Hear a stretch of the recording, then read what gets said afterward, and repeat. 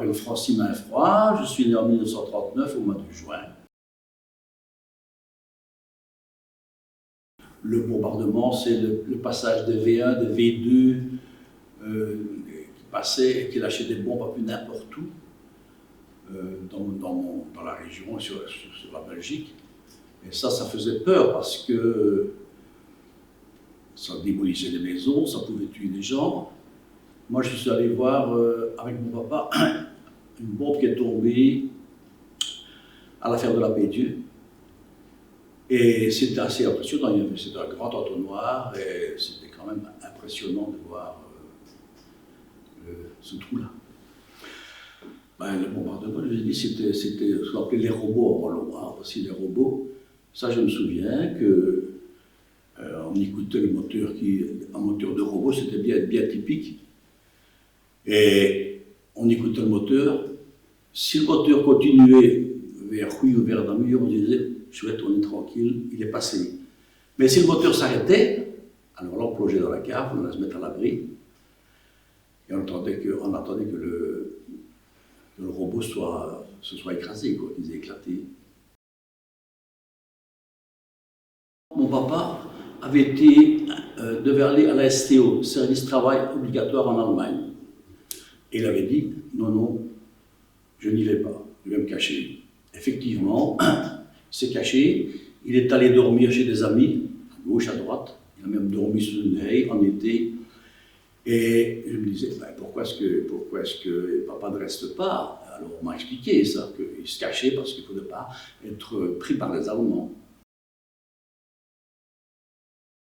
Pendant cette période des bombes, on dormait dans la cave. Avec mes parents, donc on avait descendu les lits dans la cave. Et moi, je dormais dans le saloir, parce qu'à cette époque-là, dans les caves, il y avait un saloir, et quand on tuait les cochons, on mettait le cochon dans le saloir avec plein de sel. Et alors, ça faisait un petit peu rire, parce que Francis, il va dormir dans le saloir. Alors, on m'avait mis un petit lit là-bas, et je ne sais pas combien de temps ça a duré quelques mois peut-être, je ne sais pas. C'était la vie comme ça, quoi. J'avais pas connu autre chose. La vie, c'était la guerre, et je voyais qu'il y avait du remue-ménage, que les gens se tracassaient, que mes parents se tracassaient, mais moi j'étais tout petit, alors on est innocent, on ne se rend pas compte. Je peux dire que ceux qui habitaient à la campagne avaient quand même plus de chance que ceux qui habitaient en ville. Ceux qui habitaient à la campagne, on avait des lapins, on avait des poules, on avait un grand jardin, on mettait des légumes, on vivait avec des timbres de rationnement aussi. On avait des timbres pour aller acheter du pain.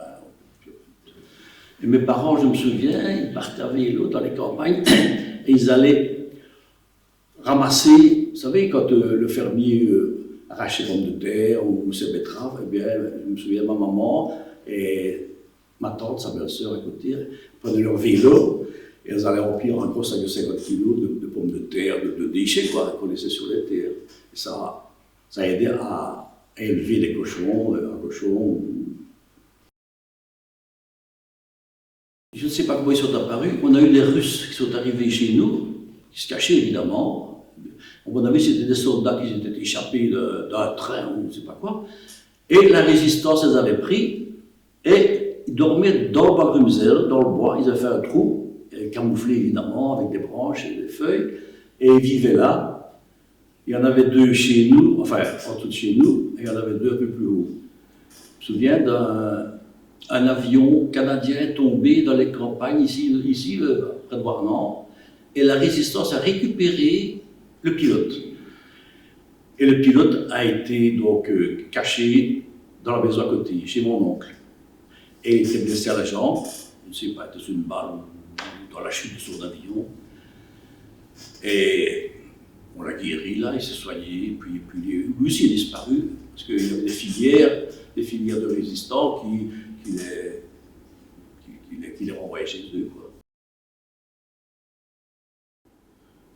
On peut dire des banalités, hein, que la guerre c'est quelque chose d'horrible, qu'il faut tout faire pour l'éviter, tout faire. Comme on dit parfois à la télévision, il faut parler entre soi, il ne faut pas venir se massacrer comme ça, parce qu'on est une forte armée, parce qu'on est puissant.